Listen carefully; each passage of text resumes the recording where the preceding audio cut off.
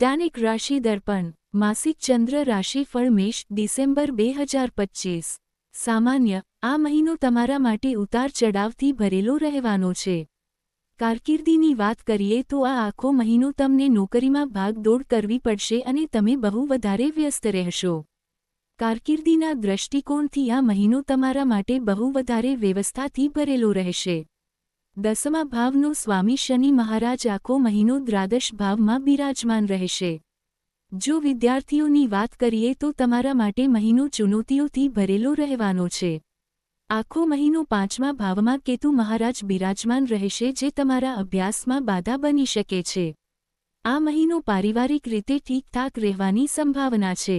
મહિનાની શરૂઆતમાં ગુરુ મહારાજ પોતાની ઉચ્ચ રાશિ કર્કમાં ચોથા ભાવમાં બિરાજમાન રહેશે।